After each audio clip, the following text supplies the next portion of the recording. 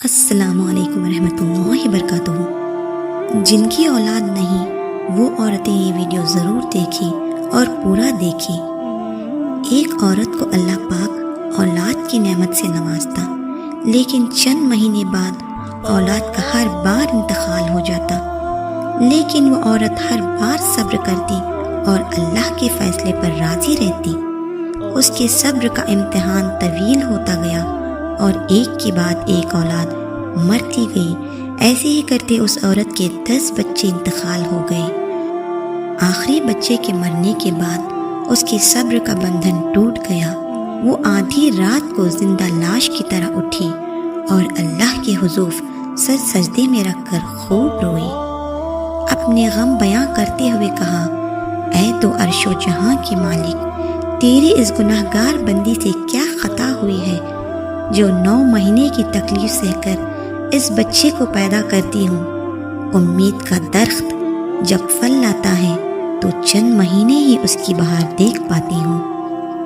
آئے دن میرا دل غم کا شکار رہتا ہے، میرا بچہ پروان چڑھے گا کہ بھی نہیں۔ اے دکھی دلوں کے بھید جاننے والے، مجھ کمزور پر اپنا کرم فرما دے۔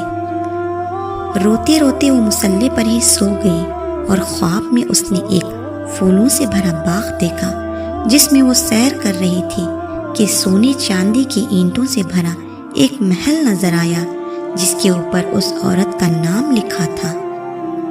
وہ عورت اپنا نام دیکھ کر خوشی سے بے خود ہو گئی۔ اندر جا کر دیکھا، ہر طرح کی نعمتیں موجود تھی اور اس کے تمام بچے بھی اس محل میں موجود تھے جو اسے وہاں دیکھ کر جھوم اٹھے تھے۔ پھر عورت نے ایک غیبی آواز سنی کہ جو تو نے بچوں کے مرنے پر صبر کیا تھا یہ اس کا اجر ہے۔ خوشی کی اس لہر سے اس کی آنکھ کھل گئی۔ جب وہ خواب سے بیدار ہوئی تو اس کا سارا ملال جاتا رہا اور اس نے بھیگی ہوئی آنکھوں سے عرض کیا، یا رب العالمین، اب تو اس سے بھی زیادہ آزما لے تو میں راضی ہوں۔ اب تو مجھے اسی طرح سینکڑوں سال بھی رکھے تو مجھے کوئی غم نہیں۔ یہ انعامات تو میرے صبر سے کہیں زیادہ ہے۔ اس عورت کی کہانی سے ہمیں یہ سبق ملتا ہے کہ ہمیں ہمیشہ صبر کا دامن تھامے رکھنا چاہیے، کیونکہ یہی چیز انسان کو اللہ کے قریب کرتی ہے۔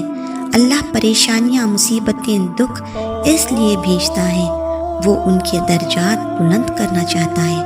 ہر حال میں اللہ پر بھروسہ رکھیں اور صبر کریں۔ جزاک اللہ۔